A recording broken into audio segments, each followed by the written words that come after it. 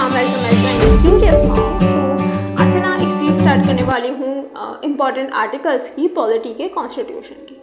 सो कुछ 20-30 जैसे आर्टिकल्स होंगे, सीरीज है, प्लेलिस्ट बनाऊंगी। सो प्लीज़ अगर पसंद हो तो देख लेना। Thank you. Article 1 of the Indian constitution ये कहता है कि India that is a Bharat is a union of states.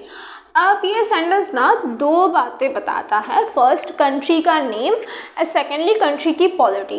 अगर बात करें नेम की तो भारत जो है ना वो एक ट्रेडिशनल नेम है और इंडिया एक मॉडर्न नेम है।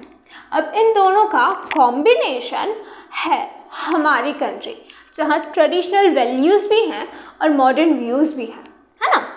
सो एंड नेक्स्ट थिंग है कंट्री की पॉलिटी। अब पॉलिटी कैसे? Union of states. अब ये वर्ड रिफ्लेक्ट करता है क्या हम फेडरेशन है, ऐसा ही आएगा ना। यूनियन है, स्टेट्स का यूनियन है, कहीं यूएसए का फेडरेशन है, ऐसा नहीं है। B.R. अम्बेडकर जी ने इसके पीछे दो रीजंस बताए। पहला, Indian federation is not an result of any agreement among states. अब इसका मतलब क्या? हमने ना यूएसए की तरह अपने स्टेट्स को साथ में बुला के अग्रीमेंट साइन नहीं करवाया, हम पहले से एक सोवरेन और यूनाइटेड थे।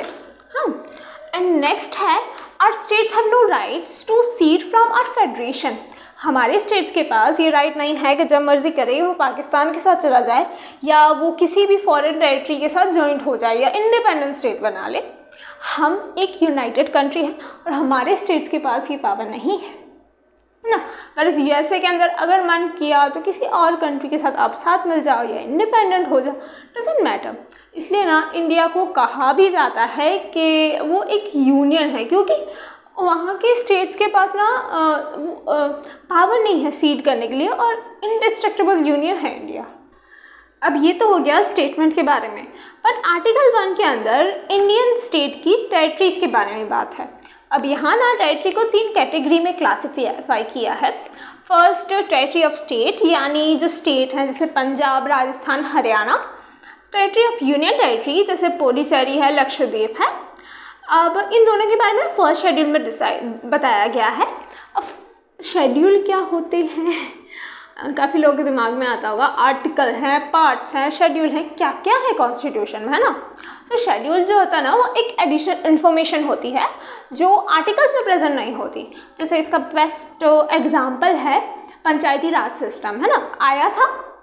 अब आया था ये कॉन्स्टिट्यूशन में अमेंडमेंट करके 243 आर्टिकल जी, 243 जी, हाँ यही है। तो इस आर्टिकल के साथ आया, बट इसके अंदर कौन सी पावर्स हैं, कौन सी अथॉरिटीज़ हैं, कौन सी रिस्पॉन्सिबिलिटीज़ हैं, ये सारी चीज़ें इस आर्टिकल में नहीं हैं। ये है 11 शेड्यूल के अंदर। 11 शेड्यूल के अंदर ना 29 मैटर्स दिए गए हैं पंचायती राज इंस्टीट्यूशन को, जो स्टेट से अलग हैं। स्टेट्स के पास अपने हैं, पंचायती राज सिस्टम के पास अलग हैं, ठीक है। हर एक पंचायत के पास वो 29 ये पावर्स होती हैं, 29 पावर्स हैं उनके पास। सो ये सारी चीज़ आती है शेड्यूल में। अच्छा, शेड्यूल के ऊपर अगर डिटेल वीडियो बनवाना हो तो प्लीज़ कमेंट करके बता देना, क्योंकि मुझे खुद नहीं पता होता किस पे वीडियो बनाओ, न्यू यूट्यूबर हो ना। सो एंड हाँ, और थर्ड कैटेगरी क्या थी? Third category is the territory that may be acquired by government of India at any time. अब ये क्या हुआ?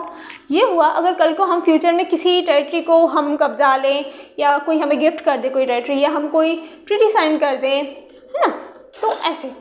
अब इसका बेस्ट एग्जांपल सिक्किम, है ना, सिक्किम है। और दूसरी क्या है? वेस्ट बंगाल की काफ़ी सारे एनक्लेव्स हमने लिए और अपने टेरिटरी के काफ़ी सारे एनक्लेव्स उन्हें दिए। तो ये इसका एक एग्जाम्पल है।